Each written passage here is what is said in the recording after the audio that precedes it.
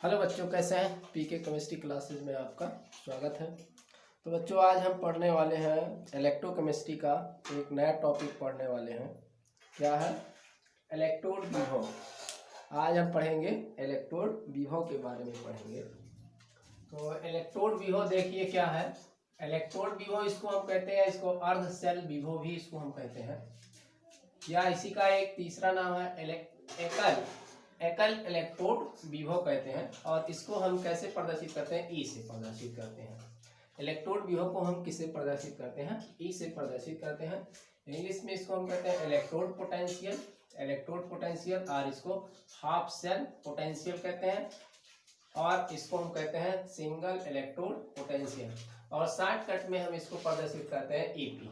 EP का मतलब क्या हुआ? इलेक्ट्रोड पोटेंशियल हुआ। ईपी का मतलब क्या हुआ? इलेक्ट्रोड पोटेंशियल हुआ।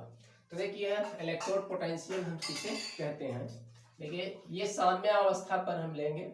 साम्यावस्था पर निकाला जाता है। तो साम्यावस्था पर धातु तथा इसके आयनों के मध्य उत्पन्न विभवांतर को इलेक्ट्रोड विभव कहते हैं। परिभाषा क्या होगा अभी इसको हम आपको समझाएंगे। पहले आप जो नोट्स हैं, इस नोट्स को बढ़िया से देखें और लिखें, और फिर हम आपको इसको समझाते हैं। ये क्या होगा? साम्यावस्था पर धातु तथा इसके आयनों के मध्य उत्पन्न विभवांतर को इलेक्ट्रोड विभव कहते हैं। और ये इलेक्ट्रोड विभव जो है आपका क्या होता है? दो प्रकार का होता है। इलेक्ट्रोड विभव आपका क्या होता है? दो प्रकार का होता है। इलेक्ट्रोड विभव के प्रकार, टाइप्स ऑफ इलेक्ट्रोड पोटेंशियल, तो ये कितने प्रकार के हैं? दो प्रकार के हैं। तो पहला आपका इसमें है ऑक्सीकरण जो है विभव है।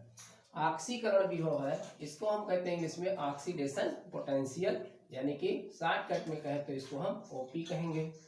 ठीक है। ऑक्सीडेशन पोटेंशियल क्या है? ऑक्सीडेशन पोटेंशियल यह होता है, मतलब सभी धातु इलेक्ट्रोड की अपनी क्या होती है? प्रकृति होती है, नेचर होती है। तो जो विभिन्न धातुएं हैं उनकी क्या होती है? अपनी टेंडेंसी होती है, अपनी प्रवृत्ति होती है। कोई धातु इलेक्ट्रोड क्या होता है? इलेक्ट्रॉन को त्यागने की प्रवृत्ति होती है, और किसी धातु इलेक्ट्रोड की प्रकृति होती है इलेक्ट्रॉन ग्रहण करने की प्रवृत्ति होती है। जब कोई धातु इलेक्ट्रोड जो होता है अगर इलेक्ट्रॉन का क्या करता हो? त्याग करता है, तब उसके ऑक्सीकरण तो उसके हम विभव को कहते हैं ऑक्सीकरण विभव कहते हैं। और जब किसी धातु इलेक्ट्रोड में क्या हो, वो इलेक्ट्रॉन ग्रहण करने की उसमें प्रवृत्ति होती है, वो घोल से इलेक्ट्रॉन को ग्रहण करने की उसमें प्रवृत्ति होती है, तब हम उसको कहते हैं रिडक्शन विभव कहते हैं, उसका अपचयन विभव कहते हैं। ठीक है। तो किसी इलेक्ट्रोड में यह टेंडेंसी होती है कि वो गेट रिड्यूस क्या कर दे, जो है इलेक्ट्रॉन को रिलीज करता है। तो कुछ इलेक्ट्रोड में ऐसी टेंडेंसी होती है कि इलेक्ट्रॉन को निकाल देता है उस इलेक्ट्रोड में से, तो वो क्या होता है? उसको ऑक्सीडेशन इलेक्ट्रोड कहते हैं। और उसके द्वारा जो विभव उत्पन्न होगा उसको हम कहेंगे ऑक्सीडेशन इलेक्ट्रोड पोटेंशियल कहेंगे। और कुछ जो धातु होते हैं उनमें क्या होता है कि वो इलेक्ट्रॉन क्या करते हैं? गोल से ग्रहण कर लेते हैं, और उसमें रिडक्शन होने की प्रवृत्ति हो जाती है, तो रेड्यूज हो जाते हैं, गेट रेड्यूज हो जाते हैं इलेक्ट्रॉन ग्रहण करके, और कुछ गेट ऑक्सीडाइज हो जाते हैं। तो ये जो इलेक्ट्रॉन लेते हैं उनका क्या हो जाता है? रिडक्शन हो जाता है, और उसके कारण रिडक्शन के कारण जो विभव उत्पन्न होता है उसको हम कहते हैं रिडक्शन विभव पोटेंशियल, उसको हम कहते हैं। तो वही चीज़ यहाँ पर दिया गया है। तो ओपी आपका है ऑक्सीडेशन पोटेंशियल, तो इलेक्ट्रोड के इलेक्ट्रॉन त्यागने की प्रवृत्ति। ठीक है। यानी कि इलेक्ट्रॉन त्यागने की प्रवृत्ति को हम क्या कहते हैं? ऑक्सीकरण कहते हैं, यानी कि ऑक्सीकृत होने की प्रवृत्ति। तो इलेक्ट्रोड के इलेक्ट्रॉन त्यागने की प्रवृत्ति या ऑक्सीकृत होने की प्रवृत्ति क्या कहलाती है? ऑक्सीकरण विभव कहलाती है। चलिए इसका एग्जांपल, जैसे यम क्या है? यहाँ मेटल है कोई, यम क्या है? कोई मेटल है। और मेटल कैसे होते हैं? सॉलिड स्टेट में यहाँ लिखा गया है यस, सॉलिड स्टेट में। और ये क्या कर रहा है? मेटल इलेक्ट्रॉन को त्याग कर रहा है, यानी कि n नंबर इलेक्ट्रॉन को ये क्या कर रहा है? त्याग कर रहा है। यानी क्या? इलेक्ट्रॉनों की संख्या। भाई कोई जो है मेटल होगा एक से अधिक इलेक्ट्रॉन को त्याग करेगा, अभी तो हम मान करे चल रहे हैं ना। तो यहाँ n इलेक्ट्रॉन त्याग करा, तो जितना इलेक्ट्रॉन ये त्याग करेगा उस पर n नंबर पॉजिटिव चार्ज आ जाएंगे। तो यहाँ Mn पॉजिटिव इसलिए इसको दिखाया गया है। ये सॉलिड से क्या हो जाएगा? एक्वास, यानी कि घोल में चला जाएगा। जो घोल होगा उस घोल में जो इलेक्ट्रोलाइट्स होगा उस घोल में क्या होगा? चला जाएगा। एग्जाम्पल इस पर लेते हैं, जैसे जिंक आपका है, Zn है, सॉलिड है, और ये जब घोल में जाता है Zn पॉजिटिव बनाता है और ये 2 इलेक्ट्रॉन को क्या करता है, त्याग देता है। तो यहाँ पर क्या हुआ है, इसका जो है ऑक्सीडेशन हुआ है ना, तो इसका ऑक्सीडेशन यहाँ पर हो गया। इसी तरीके से अगर हाइड्रोजन को देखें, H2 आपका है, H2 गैस के फॉर्म में होता है, तो अगर ये इलेक्ट्रॉन देखता है 2H पॉजिटिव बनाता है, पास घोल में चला जाता है और 2 इलेक्ट्रॉन निकालता है। या इसी को इस तरीके से दिखा सकते हैं, एक हाइड्रोजन को अगर हम दिखाएं तो हाफ H2 लिखेंगे एक हाइड्रोजन को, तो H पॉजिटिव बनेगा, एक ही इलेक्ट्रॉन निकलेगा। ठीक है, क्योंकि हाइड्रोजन H2 के फॉर्म में होता है, इसलिए इस तरीके से भी इसको दिखा सकते हैं और इसको इस तरीके से भी हम दिखा सकते हैं। ठीक है, इतना तो आपको समझ में आ गया होगा। देखिए अपचयन विभव क्या होता है, रिडक्शन पोटेंशियल क्या होता है, इलेक्ट्रोड जो आपका इलेक्ट्रोड है, इलेक्ट्रोड के इलेक्ट्रॉन ग्रहण करने की प्रवृत्ति या अपचयित होने की प्रवृत्ति। इलेक्ट्रॉन ग्रहण का मतलब क्या, अपचयित होने की प्रवृत्ति, रिडक्शन, अपचयित होने की प्रवृत्ति अपचयन विभव कहलाती है। तो ये अपचयन विभव हो गया। अब देखिए जैसे मान लीजिए कि अपचयन इसी का जस्ट उल्टा होता है, यानी कि अगर ये ऑक्सीडेशन हो तो इसी को उल्टा आप लिख देंगे तो क्या हो जाएगा, रिडक्शन हो जाएगा। अब देखिए कोई है Mn पॉजिटिव, ये जो घोल में है ये क्या कर रहा है, इलेक्ट्रॉन को क्या करता है, ग्रहण कर लेता है N नंबर के इलेक्ट्रॉन को, और ये सॉलिड में न्यूट्रल हो जाता है, चेंज हो जाता है। तो ये क्या हो गया, इसका यहाँ पर रिडक्शन हुआ। ये क्या हुआ यहाँ, रिडक्शन हो गया। एग्जाम्पल लेते हैं, जैसे कॉपर है, कॉपर पर क्या है, ये घोल में है, ये जो जितने भी है घोल में है और एक घोल में नहीं है। ये मेटल जो इलेक्ट्रोड लगा हुआ है ये इलेक्ट्रोड निकालता है। ठीक है, इलेक्ट्रोड यानी कि इलेक्ट्रोड से Mn पॉजिटिव आते हैं, ये घोल में चले जाते हैं, और यहाँ क्या होता है, घोल से इलेक्ट्रोड पर चले आते हैं, घोल से इलेक्ट्रोड पर चले आते हैं क्या, Mn पॉजिटिव जो होते हैं आपके ये। तो ये क्या होता है, इलेक्ट्रोड पर चले आते हैं और इलेक्ट्रोड पर जाकर चिपक जाते हैं। तो Mn एक घोल से आया, कॉपर पॉजिटिव, 2 इलेक्ट्रॉन को लिया और इसका क्या हो गया, यहाँ पर रिडक्शन हो गया। ठीक है, अगर यही हम हाइड्रोजन के केस में ले, जस्ट इसका उल्टा होगा। और यहाँ क्या होगा, ये देखिए घोल से क्या हो, 2 इलेक्ट्रॉन ले रहा है यहाँ और H2 के फॉर्म में, या इसी को हम दूसरे फॉर्म में लिख सकते हैं। अगर H पॉजिटिव लिखें प्लस इलेक्ट्रॉन इसको हम दें तो हाफ H2 इसको हम लिख सकते हैं, क्योंकि चूंकि एक ही है तो यहाँ हाफ करेंगे तभी तो एक H होगा यहाँ पर। ठीक, इस फॉर्म में हमने लिया। अब देखिए प्रेजेंटेशन कैसे करते हैं, यहाँ पर presentation of electrode potential, electrode potential का हम प्रदर्शन कैसे करते हैं। तो देखिए कैसे करते हैं, तो इलेक्ट्रोड विभव को हम किससे दिखाते हैं, ई से दिखाते हैं। तो ई ऑक्सी, ऑक्सीडेशन मतलब ऑक्सी का मतलब क्या हुआ, ऑक्सीडेशन, और अगर रिडक्शन होता है ई आर ई डी यानी कि ई रिडक्शन। ठीक है, या इसी ऑक्सीडेशन को हम कैसे दिखाएंगे, तो देखिए यहाँ पर क्या हो रहा है, यम से क्या हो रहा है, Mn पॉजिटिव बन रहा है, यम से Mn पॉजिटिव बन रहा है, तो क्या हो रहा है ऑक्सीडेशन, तो E M by N positive. ठीक है, E M by Mn positive, ऐसा इसको हम यहाँ पर लिखेंगे। अब इस रिडक्शन के केस में देखिए, रिडक्शन के केस में Mn पॉजिटिव से क्या कर रहा है, Mn बन रहा, तब हम रिडक्शन के केस में कैसे लिखेंगे, ई Mn पॉजिटिव बाई यम, यानी कि इसको पहले इसको बाद में, यहाँ इसको पहले इसको बाद में, बाई करके इसको हम लिखेंगे। एग्जाम्पल अगर ले, जो एग्जाम्पल यहाँ दिखे गए हैं इसके एग्जाम्पल को, तो एग्जाम्पल में ये ई Zn बाई क्या है, यहाँ देखिए Z से क्या हो रहा है, Zn पॉजिटिव हो रहा है, Zn से क्या हो रहा है, Zn पॉजिटिव हो रहा है। इस फॉर्म में इसको हम दिखाएंगे। और इसका इलेक्ट्रोड पोटेंशियल कितना होता है, जिंक का इलेक्ट्रोड पोटेंशियल कितना होगा, विभव प्लस 0.76 वोल्ट होता है। ये हम आपको आगे बताएंगे, इसको ऐसे जाने दीजिए। कॉपर का क्या है, कॉपर में देखिए क्या आ रहा है, डबल पॉजिटिव से कॉपर, डबल पॉजिटिव से क्या हो रहा है, कॉपर में चेंज हो रहा है, तो यहाँ Cu पॉजिटिव से क्या लिखेंगे, Cu लिखेंगे यहाँ पर। ठीक, ये हो गया यहाँ पर। प्लस क्या, इसका इलेक्ट्रोड विभव जो होता है प्लस 0.3 वोल्ट होता है इसका पोटेंशियल। अगर यही इसी तरीके से यहाँ हाइड्रोजन को हम दिखाना चाहें, तो हाइड्रोजन का देखिए EH2 plus 2 EH2 by 2H positive, by क्या होगा, इसका टू 0, चूंकि हाइड्रोजन का इलेक्ट्रोड विभव 0 होता है, आगे हम बताएंगे, तो यहाँ हमने 0 लिख रखा है।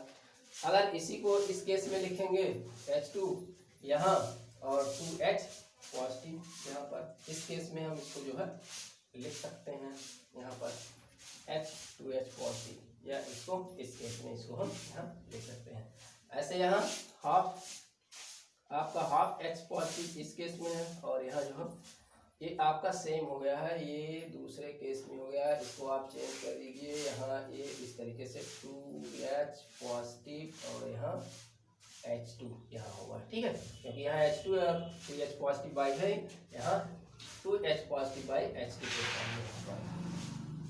इस तरीके से यहाँ अगर तो हाफ H2 और बाई H पॉजिटिव, इसी का जस्ट उल्टा यहाँ क्या होगा, H positive plus half H2।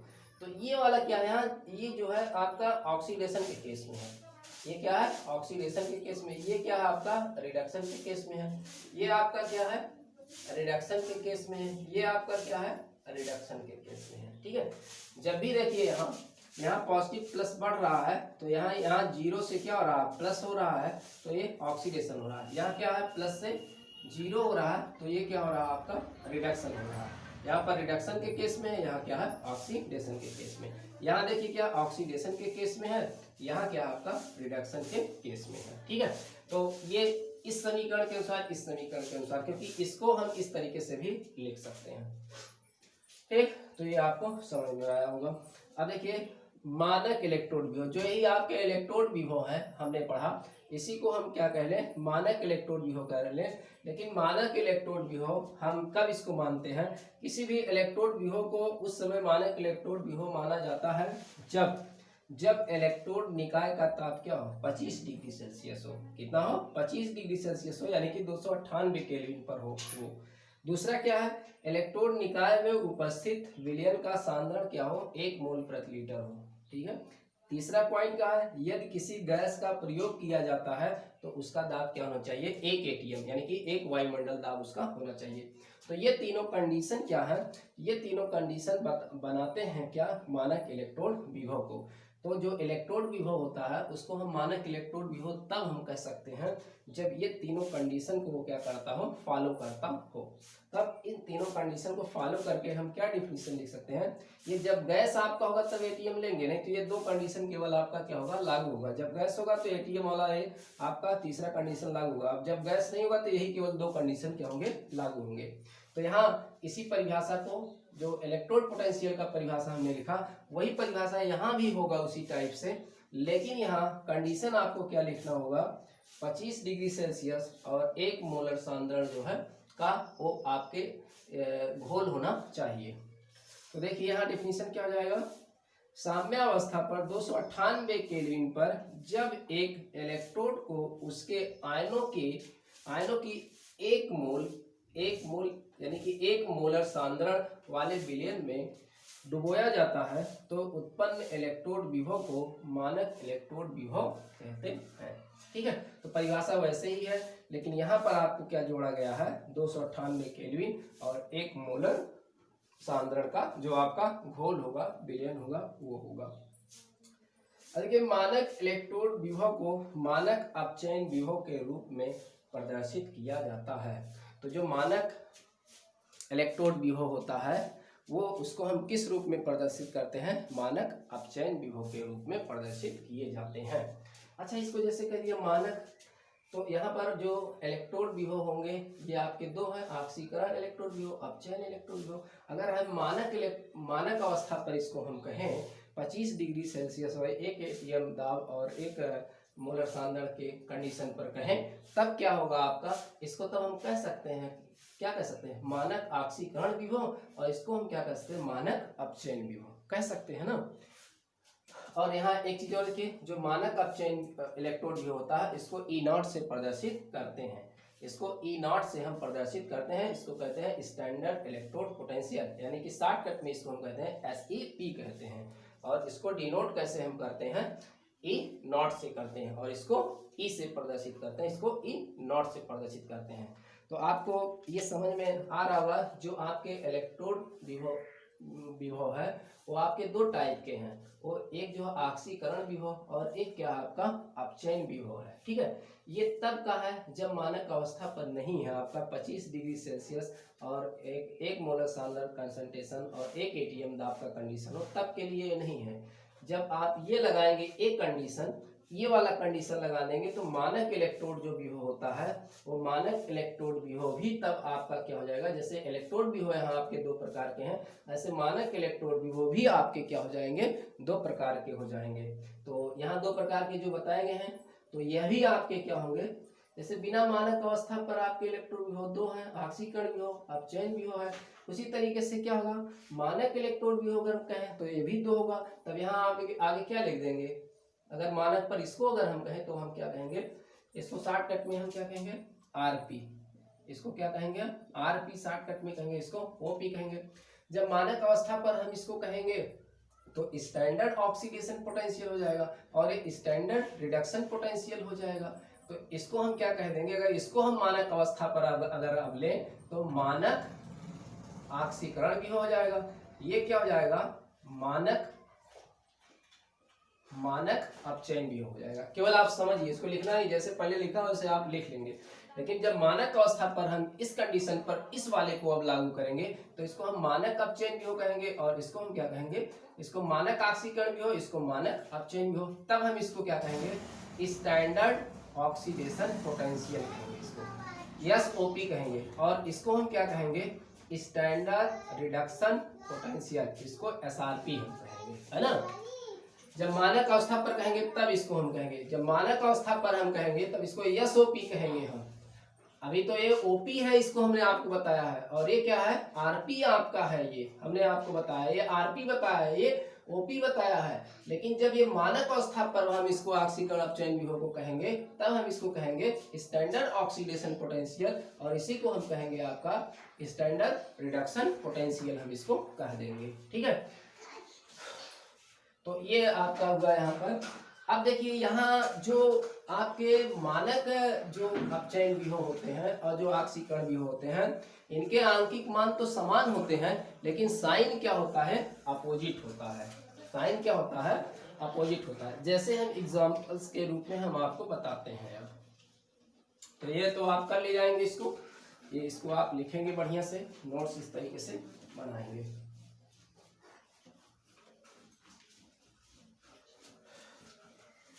अब स्टैंडर्ड पर हम केवल बात करेंगे, यहाँ पर मानक अवस्था पर केवल हम बात करेंगे।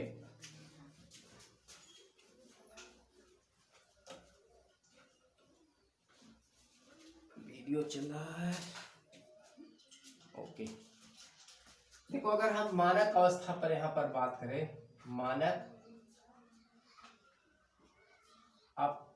मानक जो है ऑक्सीकरण विभव, है ना, इसको हम कहेंगे standard oxidation potential, standard oxidation potential, है ना, एसओपी। और एक क्या कहेंगे हम अब, मानक अपचयन विभव, है ना। वही है आपका जो परिभाषा वहां हमने बताया, ऑक्सीकरण विभव मान अपचयन विभव की परिभाषा सेम वही, बस कंडीशन हम क्या लगा देंगे, वही जो कंडीशन है मानक की वो लगा देंगे। 25 डिग्री सेल्सियस, 1 मोलर सांद्रण, 1 एटीएम का, है ना, वो लगा देंगे तब हो जाएगा। तो ये आपका क्या होगा, स्टैंडर्ड रिडक्शन पोटेंशियल हो जाएगा। तो ऑक्सीडेशन के केस में है या रिडक्शन के केस में है, तो जो आपका एसओपी होता है ये जो है एसआरपी के क्या होता है, एकदम बराबर होता है। इसकी आंकिक वैल्यू क्या होती है, एकदम बराबर होती है। क्योंकि आईपीएसी ने आईयूपीएसी के अनुसार और चिन्ह परिपाटी के अनुसार अगर हम देखें, जो ऑक्सीडेशन स्टैंडर्ड रिडक्शन पोटेंशियल होता है और जो स्टैंडर्ड ऑक्सीडेशन पोटेंशियल होता है, जस्ट इसका साइन क्या होता है, अपोजिट होता है, ठीक है। जैसे हम एक एग्जांपल लें, जैसे अगर हम कहें यहाँ पर जिंक का अगर हम कहें ऑक्सीडेशन पोटेंशियल क्या है, तो हम क्या कहेंगे, जिंक का अगर हम कहें, अब देखें स्टैंडर्ड के केस में हम ई नॉट से प्रदर्शित करेंगे, हमने बताया जब मानक अवस्था होगा तब ई नॉट होगा। अगर इसका जैसे मान लीजिए हम ले लें जिंक का एग्जांपल, जिंक का क्या हो रहा है, मान लीजिए यहाँ Zn से Zn पॉजिटिव हो रहा है, इसका क्या हो, ऑक्सीडेशन हो रहा है। इस केस में देखें तो इस केस में इसका ऑक्सीडेशन के केस में क्या हो रहा है, इसका ऑक्सीडेशन के केस में यानी कि Zn से क्या होगा, Zn पॉजिटिव, इसका जो ऑक्सीडेशन पोटेंशियल, चूंकि ये ऑक्सीडेशन में हो रहा है ना, यहाँ पर आप देखेंगे यहीं से पहचानेंगे ऑक्सीडेशन हो रहा है कि रिडक्शन हो रहा है। तो यहाँ जीरो से क्या हो रहा है, ये यहाँ पॉजिटिव डबल में जा रहा है तो ऑक्सीकरण हो रहा है। तो इस ऑक्सीकरण के केस में इसका क्या होता है, जो पोटेंशियल होता है जिंक का वो होता है प्लस 0.76 जो है वोल्ट होता है, ठीक है। इस केस में ऑक्सीडेशन के केस में होता है। हाँ, अगर रिडक्शन के केस में देखें, इसको रिडक्शन के केस में देखें, यानी कि अगर ये रिडक्शन के केस में इस तरीके से होगा, ये Zn डबल पॉजिटिव इलेक्ट्रॉन को गेन करेगा तो Zn बनाएगा। इसके केस में अगर हम देखें तो जो रिडक्शन पोटेंशियल इसका होगा, स्टैंडर्ड रिडक्शन जो पोटेंशियल होगा, तब आप कैसे लिखेंगे, यानी कि E not Zn two positive से क्या हो रहा है, Zn हो रहा है। यानी कि ये देखिए, यानी कि 2 से क्या हो रहा है, 0 हो रहा है, यानी कि रिडक्शन हो रहा है। लेकिन जब ऑक्सीकरण संख्या बढ़े तो ऑक्सीडेशन, ठीक है, यहाँ 0 से क्या हो रहा है, प्लस 2 रहा, ऑक्सीकरण संख्या बढ़ रही है तो क्या हो रहा है यहाँ पर ऑक्सीडेशन। यहाँ पर ऑक्सीकरण संख्या क्या हो रही है, घट रही है, प्लस 2 से क्या हो रही है, 0 रही है, तब रिडक्शन होगा।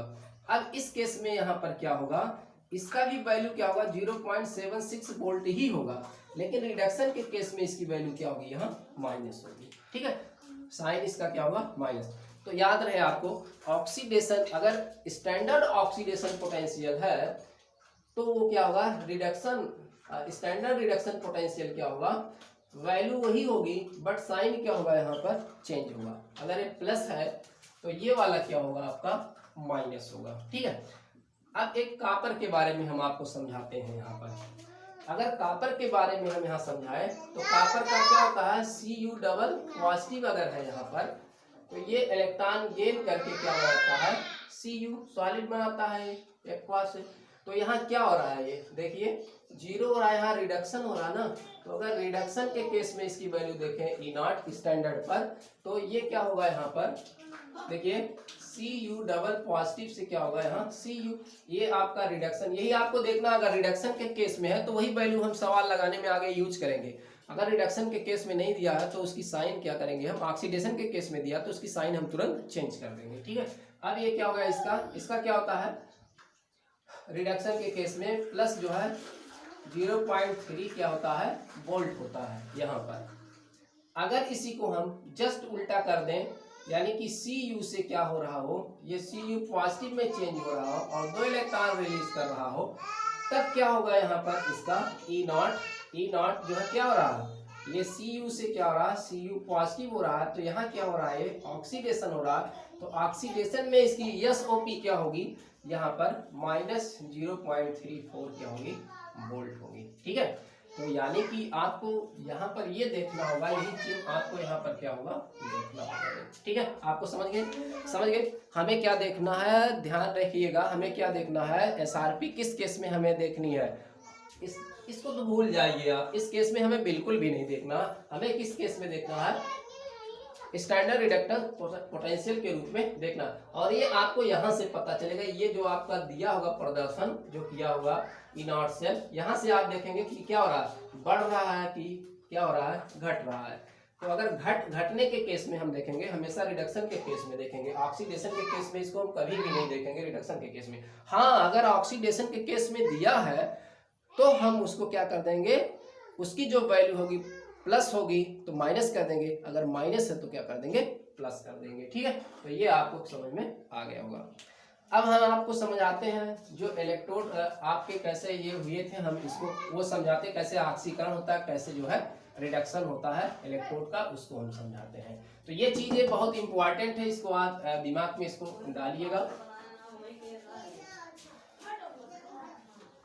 अब देखिए यहाँ पर इलेक्ट्रोड जो होता है, इलेक्ट्रोड विभव और जो मानक इलेक्ट्रोड विभव मैंने बताया, उसमें आपको समझ में आया होगा। अब देखिए इलेक्ट्रोड विभव किसे कहते हैं, ये हम इसको चित्र के द्वारा जो है समझते हैं, फिगर के द्वारा।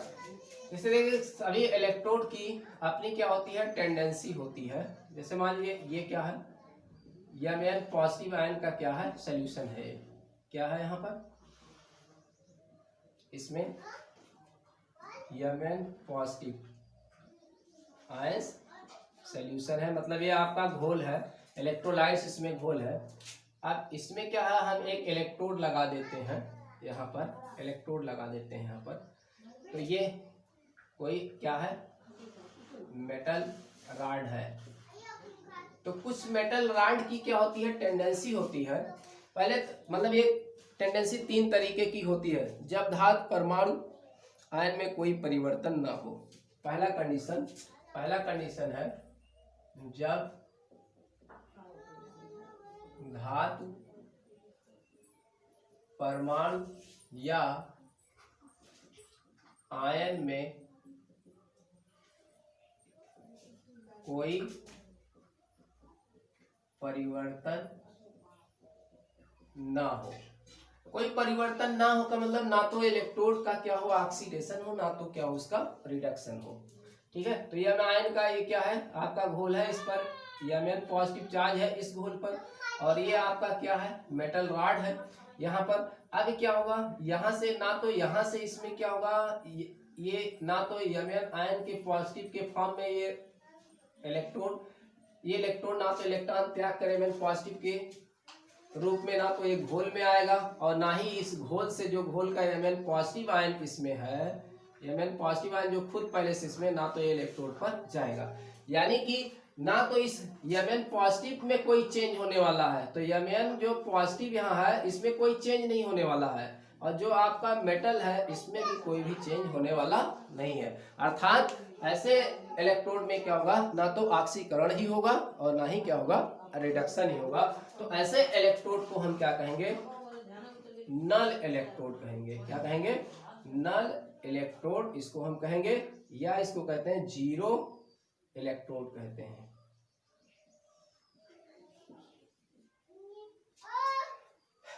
क्या कहेंगे जीरो इलेक्ट्रोड, नल इलेक्ट्रोड कहेंगे, या इसको हम कहते हैं जीरो इलेक्ट्रोड कहते हैं, यानी कि शून्य इलेक्ट्रोड इसको हम कहते हैं नल इलेक्ट्रोड या जीरो इलेक्ट्रोड, क्योंकि इसमें कोई टेंडेंसी नहीं है घोल में इसको डालने पर ना तो इसका ऑक्सीकरण ही होगा ना तो रिडक्शन होगा। ये पहला कंडीशन आपका है यहाँ पर। दूसरा कंडीशन होता है जब धातु परमाणु ऑक्सीकृत हो रहा हो। दूसरा क्या कंडीशन होता है जब धातु परमाणु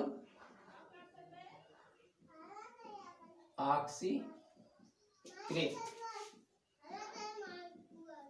हो रहा है। ठीक है, ऑक्सीकृत हो रहा है, धातु परमाणु क्या हो रहा है ऑक्सीकृत हो रहा है। अब मान लीजिए कि यहाँ पर क्या है Mn पॉजिटिव आयंस का क्या आपका घोल है ना, यहाँ पर क्या है और इसमें इलेक्ट्रोड लगा दिया, और ये इसमें क्या है आपका घोल है। ठीक है, कौन सा घोल है Mn धातु आयन का क्या है इसमें घोल है।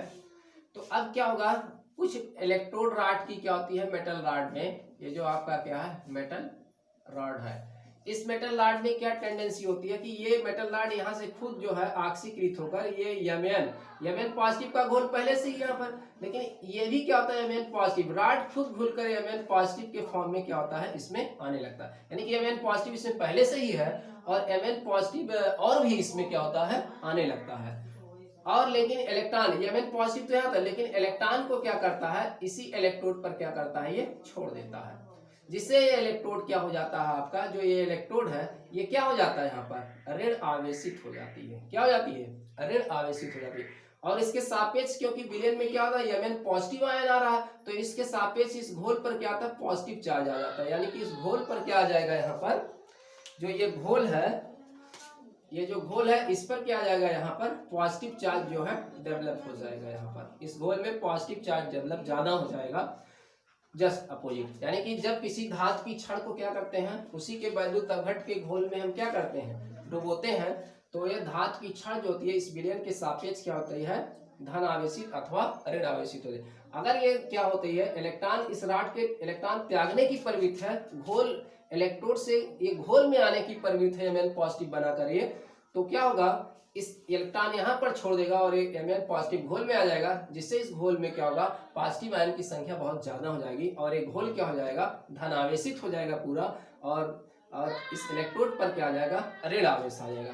चूंकि यह घोल पर धन आवेश है इस पर क्या है ऋण आवेश है, तो इनके बीच धन और ऋण के बीच में क्या आ गया एक विभवांतर उत्पन्न हो गया। इसी विभवांतर को हम क्या कहते हैं इलेक्ट्रोड विभव कहते हैं। तो मैंने आपको परिभाषा लिखाया है, और इनके बीच में क्या होती है ये ऐसे टूट टूट कर इसमें आता रहता है और कभी ना कभी क्या हो जाता है ये बंद हो जाता है, हमेशा थोड़ा आएगा टूट कर, इसके टूटने की प्रवृत्ति है, जितना टूटना होगा इसमें चला आएगा घुल कर इसमें चला आएगा। ये जब इसमें चला आएगा तो इनके बीच में कुछ समय बाद क्या होगी साम्य अवस्था स्थापित होगी। तब हमने परिभाषा आपको इलेक्ट्रोड विभव की यही लिखा है, साम्य अवस्था पर जो धातु है और इसके जो घोल के आयन है, धातु और घोल के आयन Mn पॉजिटिव है, इनके मध्य जो विभवांतर उत्पन्न होता है इसी को हम कहते हैं इलेक्ट्रोड विभव कहते हैं। हैं। ठीक है, तो ये दूसरा कंडीशन आपको समझ में आ गया होगा।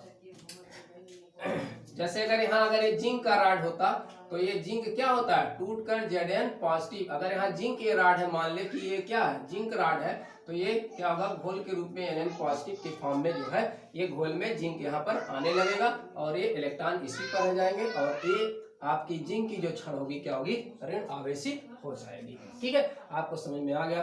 तीसरा जो कंडीशन यहाँ पर है, तीसरा कंडीशन क्या है, जब धातु आयन अपचयित हो रहा हो, जब धातु आयन अपचयित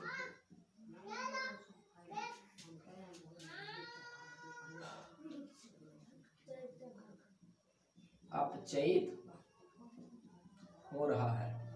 कैसे अपचयित हो रहा है, अब मान लीजिए कि यहाँ पर हमने एक घोल लिया और इसमें क्या किया, इलेक्ट्रोड लगा दिया ये।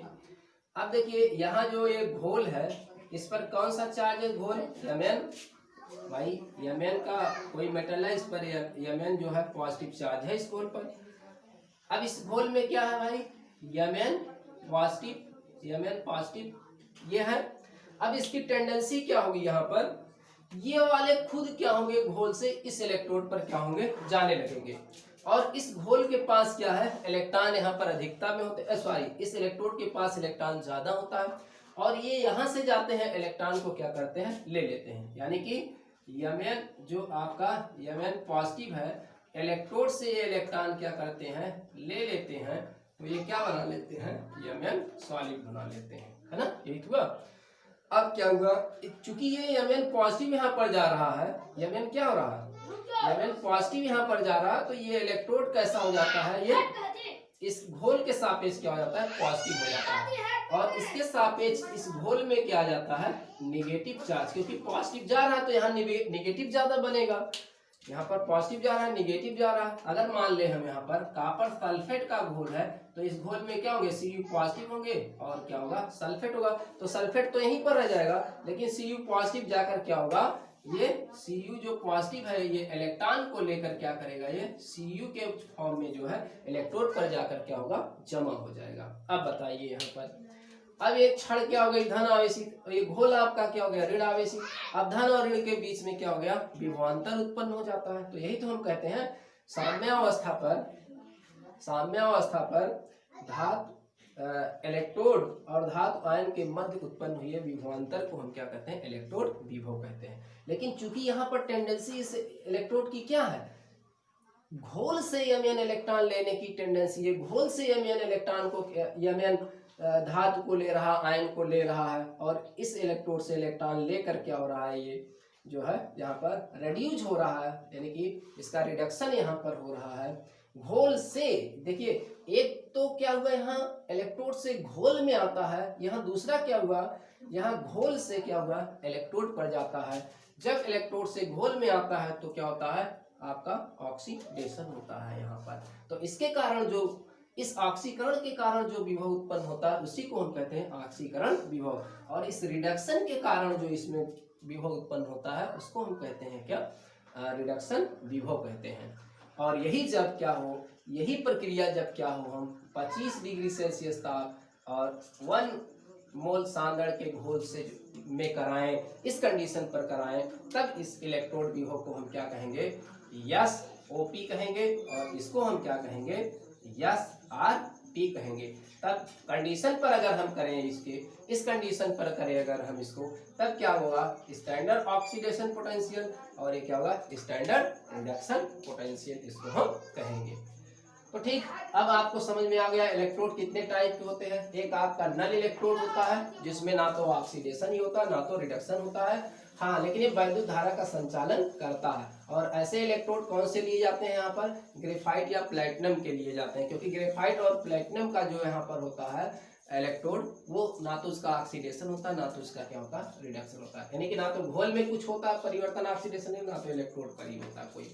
लेकिन अगर ग्रेफाइट या प्लेटिनम के अलावा कोई भी अगर आप लेते हैं तो क्या होगा, जैसे हमने यहाँ जिंक का ले लिया तो जिंक का क्षण कैसा हो जाता है, ऋण आवेशित। कॉपर का क्षण कैसा हो जाता है, धन आवेशित। जिंक का क्षण याद रखिए ऋण आवेशित होता, कॉपर का क्षण कैसा होता है, धन आवेशित होता। और जस्ट अगर ये ऋण आवेशित जिंक है तो घोल पर कैसा पॉजिटिव चार्ज होगा। इसके अपोजिट अगर कॉपर धन आवेशित है तो इसके अपोजिट घोल पर कैसा होगा, ऋण आवेशित होगा। तो इन्हीं धन और ऋण आवेशित के कारण जो है, क्योंकि धन का कुछ भी होगा, ऋण का कुछ भी विभव होगा, तो दोनों में विभव का अंतर होगा और इसी विभव के अंतर को हम क्या कहते हैं, इलेक्ट्रोड विभव कहते हैं। और यही जब इलेक्ट्रोड विभव मानक अवस्था पर निकाला जाता है तब हम उसको क्या कहते हैं, मानक इलेक्ट्रोड विभव कहते हैं। और वही मानक इलेक्ट्रोड विभव अगर ऑक्सीकरण हो रहा, अपचयन हो रहा है, तब हम उसको कहते हैं रिडक्शन ऑक्सीडेशन पोटेंशियल, और अथवा क्या हम कहते हैं उसको जो है स्टैंडर्ड रिडक्शन पोटेंशियल कहते हैं। ठीक है, तो ये बढ़िया से इसको आप तैयार करिए। फिर अगले वीडियो में हम आपको समझाएंगे क्या, मानक हाइड्रोजन इलेक्ट्रोड विभव के बारे में चर्चा करेंगे। तब तक के लिए धन्यवाद।